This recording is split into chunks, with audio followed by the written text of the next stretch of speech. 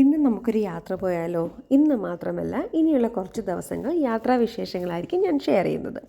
ഇംഗ്ലണ്ടിലെ കോൺവാൾ എന്ന കൗണ്ടിയിലേക്കാണ് ഞങ്ങളുടെ ഈ യാത്ര. ഇതൊരു 3 ഡേയ്സ് ട്രിപ്പാണ്. ട്രിപ്പ് സ്റ്റാർട്ട് ചെയ്യുമ്പോൾ തന്നെ അത്യാവശ്യം മഴയുണ്ടായിരുന്നു. എന്നാൽ ഓരോരോ സ്ഥലങ്ങൾ ക്രോസ് ചെയ്യുമ്പോൾ കാലാവസ്ഥ മാറിക്കൊണ്ടേയിരുന്നു.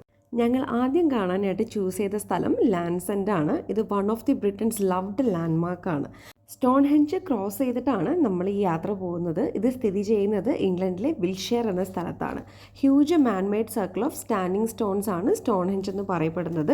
മനുഷ്യനിർമ്മിതമായ ഈ മോണുമെൻറ്റ് വേൾഡ്സ് ഫേമസ് ആണ്. മാത്രമല്ല, നമ്മുടെ മൈക്രോസോഫ്റ്റ് വിൻഡോസിൻ്റെ വാൾപേപ്പറിൽ ഒന്ന് സ്റ്റോൺഹെഞ്ചിൻ്റെ ഇമേജാണ്. സ്റ്റോൺഹെഞ്ച് ഞങ്ങളുടെ പ്ലാനിൽ ഇല്ലാത്തതിനാൽ ഞങ്ങളവിടെ ഇറങ്ങിയില്ല. ഞങ്ങൾ താമസിക്കുന്ന കേംബ്രിഡ്ജിൽ നിന്ന് 6 മണിക്കൂറിലധികം ഡ്രൈവ് ചെയ്തിട്ടാണ് ഞങ്ങൾ ലാൻഡ്സെൻഡിൽ എത്തിച്ചേർന്നത്. വഴിയിൽ ഇടയ്ക്കിടയ്ക്ക് ബ്രേക്കിന് ഓരോ സർവീസസിൽ സ്റ്റോപ്പ് ചെയ്ത് കോഫിയൊക്കെ കുടിച്ചിട്ടായിരുന്നു ഞങ്ങളുടെ ഈ യാത്ര. വെക്കേഷൻ ആയതുകൊണ്ട് തന്നെ നല്ല ട്രാഫിക് ഉണ്ടായിരുന്നതിനാൽ ഞങ്ങൾ പ്രതീക്ഷിച്ചതിലും അധികം സമയം വേണ്ടി വന്നു അവിടെ എത്താനായിട്ട്. റോഡിലുള്ള രാത്രിയിൽ തന്നെ കാണുന്ന കാഴ്ചകളൊക്കെ വളരെ മനോഹരമായിരുന്നു. കോൺവാളിലെ പെൻസാസ് എന്ന ടൗണിലാണ് ലാൻഡ്സെൻഡ് സ്ഥിതി ചെയ്യുന്നത്. UK പല ഭാഗങ്ങളിൽ നിന്നും, ഉദാഹരണത്തിന് ലണ്ടനിൽ നിന്നൊക്കെ ട്രെയിനിൽ പെൻസാസിൽ എത്തിച്ചേരാനും അവിടെ നിന്ന് ബസ്സിൽ കയറി ലാൻഡ്സെൻഡിൽ എത്തിച്ചേരുവാനും സാധിക്കും.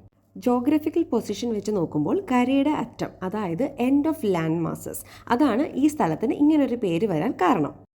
ഈ ലാൻഡ്സെൻഡ് ഒരു പ്രൈവറ്റ് പ്രോപ്പർട്ടിയാണ്. 1996 ഹെറിറ്റേജ് ഗ്രേറ്റ് ബ്രിട്ടൻ PLC അഥവാ ഹെറിറ്റേജ് അട്രാക്ഷൻ എന്ന കമ്പനിയാണ് മുമ്പുള്ള അവകാശികളിൽ നിന്നും ഈ സ്ഥലം സ്വന്തമാക്കിയത്.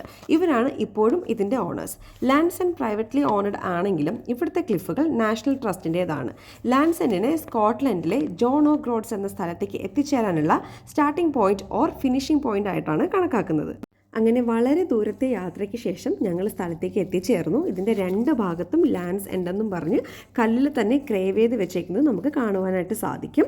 ഇവിടുത്തെ എൻട്രി ഫ്രീ ആണ്, പക്ഷേ പാർക്കിംഗ് ചാർജസ് നമ്മൾ പേ ചെയ്യേണ്ടി വരും.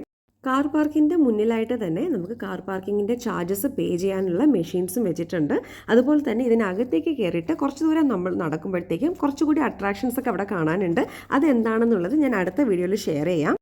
അവിടുന്ന് കുറച്ചുകൂടി നടന്നു വരുമ്പോഴാണ് നമ്മുടെ സെൻറ്റർ ഓഫ് അട്രാക്ഷൻ അല്ലെങ്കിൽ മെയിൻ അട്രാക്ഷനായ ഈ സീ സൈഡ് കാണാൻ പറ്റുന്നത്. നല്ല കാറ്റാണ്. വളരെ ബ്യൂട്ടിഫുൾ ആയിട്ടുള്ള ഒരു കാഴ്ചയാണ് ഈ കണ്ടുകൊണ്ടിരിക്കുന്നത്. ജിയോളജിസ്റ്റൊക്കെ പറയുന്നത് ഇവിടുത്തെ ഈ ക്ലിഫുകൾ ഗ്രാനൈറ്റ് കൊണ്ടുള്ളതാണെന്നാണ്. റോക്ക് ക്ലൈംബേഴ്സിൻ്റെ ഫേവററ്റ് ഡെസ്റ്റിനേഷൻ കൂടിയാണ് ഈ ക്ലിഫുകൾ.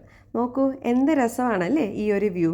ഇവിടെ വന്നിങ്ങനെ ഇരിക്കാനും ഈ കാറ്റേറ്റ് ഇങ്ങനെ നടക്കാനൊക്കെ നല്ല രസമാണ്. ശരിക്കും പറഞ്ഞാൽ ഒരു ഡ്രീമി ഡെസ്റ്റിനേഷൻ തന്നെയാണിത്. അപ്പോൾ ഈ സ്ഥലത്തെക്കുറിച്ചുള്ള ബാക്കി വിശേഷങ്ങൾ അടുത്ത വീഡിയോയിലൂടെ പങ്കുവയ്ക്കാം.